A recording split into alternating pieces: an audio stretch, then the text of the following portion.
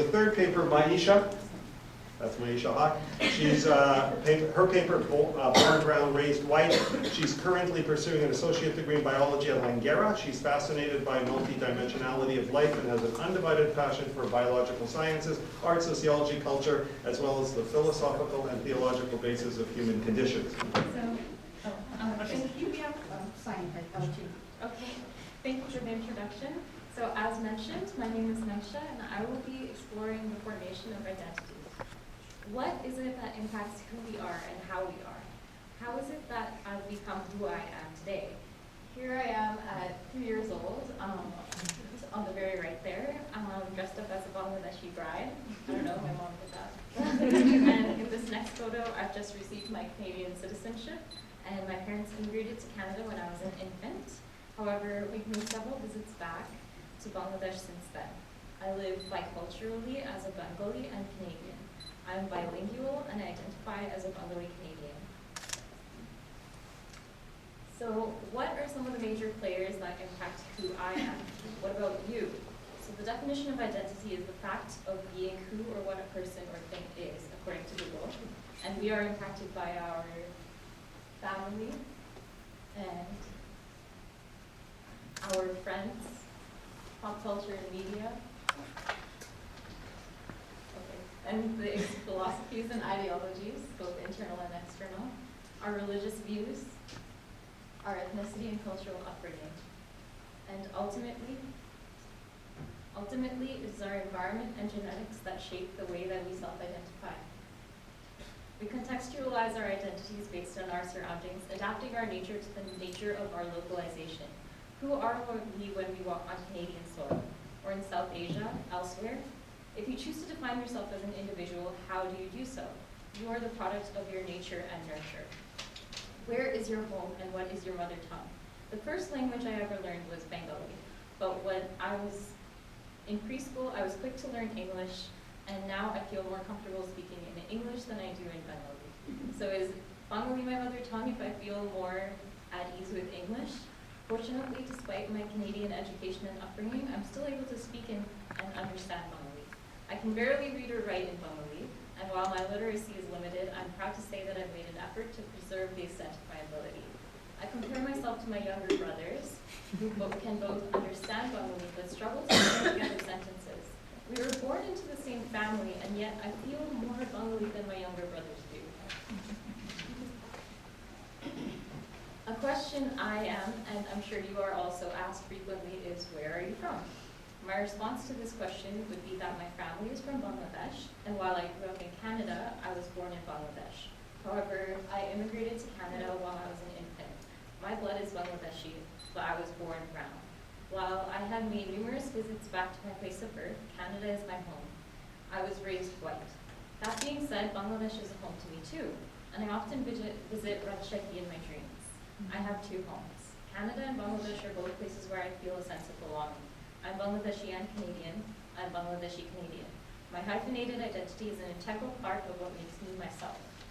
So why do families migrate to Canada? Why do we immigrate?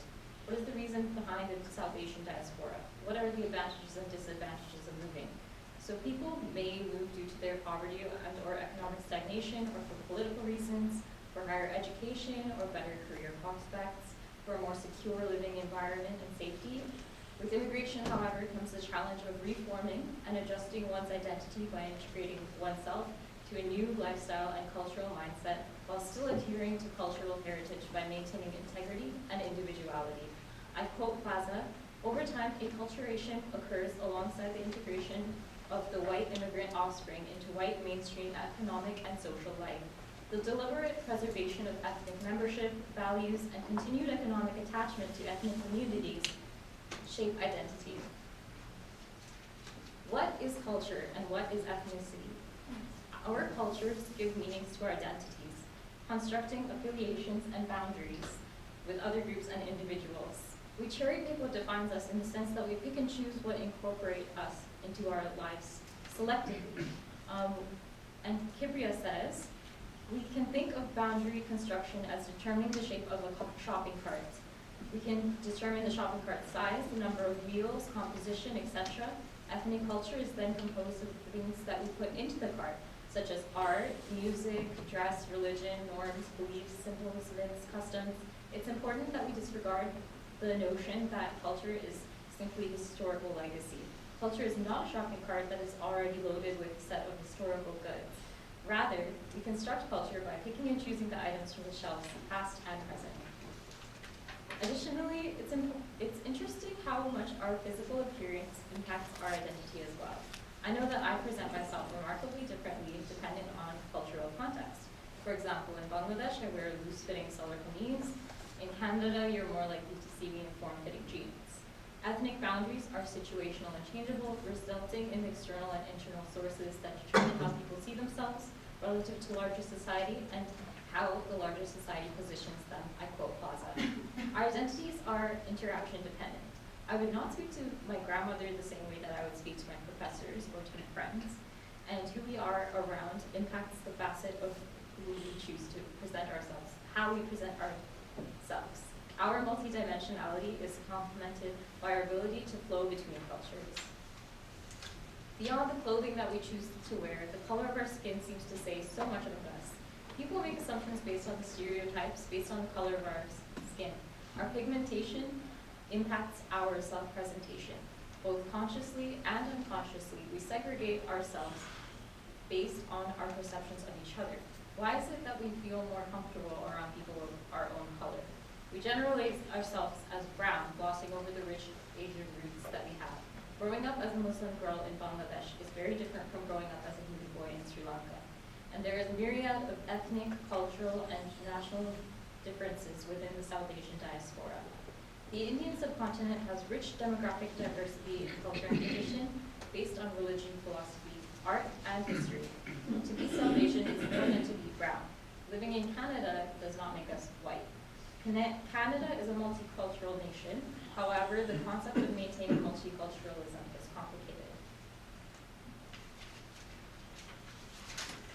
In the Canadian context, the policy of multiculturalism is a strategy implemented to manage cultural diversity. This much debated policy is a continual concern, especially in regards to its definition, implementation, maintenance, and utility as one of the social context and policy framework. For immigrants and their second-generation descendants, at the forefront of these challenges are the questions of belonging and practices of citizenship that mobilize the minds and bodies with identification beyond the nation state. Quote, Bottom, 2017. And how does Canada remain an inclusive, welcoming environment while also acknowledging the ethnocentric differences in tradition and culture allocated for diversity? Balance is difficult to maintain. Equilibrating inclusivity with a sense of individuality is as complex as it is crucial. While identity is fluid, we tend to morph between our South Asian and Canadian identities, choosing certain perspectives, values, and philosophies over others. Canadian culture tends to promote individualism, self-sufficiency, and practicing egalitarianism. South Asian culture is family-oriented, prizing selflessness over self-sufficiency. Canada is famously coined a cultural mosaic. However, this definition undercuts the importance of the fluidity of what it means to be Canadian. For example, I may identify myself as a South Asian person living in Canada versus identifying myself as a Canadian of South Asian descent. And such subtle divergences in communicating my identity are influential to my self-perception, as well as they are to others that who perceive me. So what does it mean to be Canadian or to be South Asian? As immigrants, we assimilate to Western culture. Simultaneously, we strive to preserve what it is to be South Asian by the integration of what we feel is most integral to our South Asian cultural identities.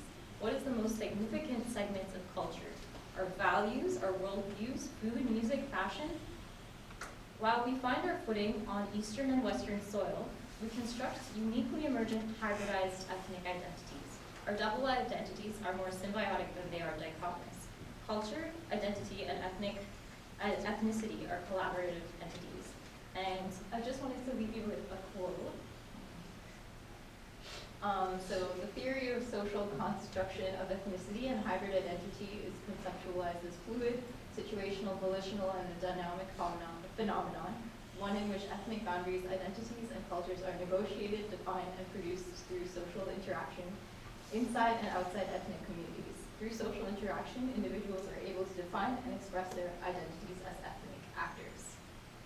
Okay, thank you very much.